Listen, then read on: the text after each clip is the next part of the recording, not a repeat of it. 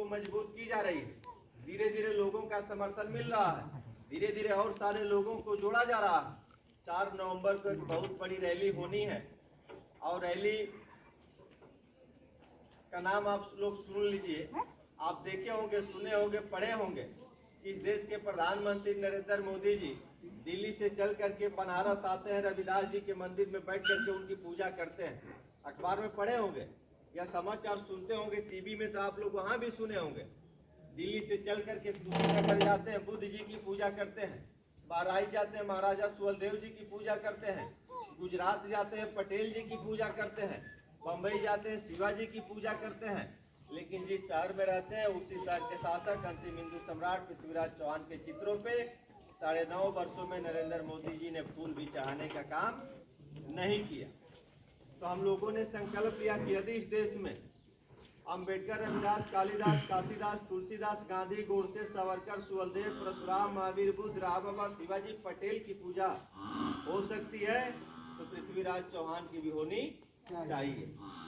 यदि सारे महापुरुषों को सम्मान मिल सकता है तो हमारे महापुरुष को मिलना चाहिए कि नहीं मिलना चाहिए। यदि इस गांव में सारे लोगों की इज्जत होती है तो जो गांव का जो सबसे कमजोर है तो उसकी भी इज्जत होनी चाहिए कि नहीं होनी चाहिए। लेकिन सरकार की रवैया ठीक नहीं है। कहने के लिए भाजपा की सरकार हिंदुत्व की सरकार है। मोदी जी और मोदी जी की सरकार कहते हैं कि हम हिंदुत्व की सरकार चला रहे हैं, लेकिन पूछा जाए कि वो कौन सा आपका हिंदुत्व है कि जो इतिहास के पन्ने में हिंदू शासक के नाम से जाना जाता है, उसके चित्रों पे आप 9.5 वर्षों में फूल भी नहीं चढ़ा है। तो हम लोगों ने 4 रामपुर भोज प्रतिमा का स्थापना की है। उस प्रतिमा पता का अनावरण है। जैसे घर बनता है तो घर में प्रवेश करने के लिए गृह प्रवेश होता है, पहले पूजा पाठ होता है कि नहीं होता है। आप किसी कोई मंदिर उदिर बनाते हैं तो उस मंदिर का पूजा भी आप करते हैं कि नहीं करते हैं, तब जाकर के वो शुभ माना जाता है। तो उसी तरह पृथ्वीराज चौहान जी की एक प्रतिमा हमने लगवाया है रामपुर भोज रत्सड़ के बगल में। उस प्रतिमा अनावरण का कार्यक्रम 4 नवंबर को समय 10 बजे है। उसमें आप सारे लोगों को आमंत्रित किया जा रहा है, चलने के लिए वहाँ बुलाया जा रहा है कि आप लोगों को 1 घंटा 1 दिन का समय आप लोगों को निकाल करके उस कार्यक्रम में पहुँचना है।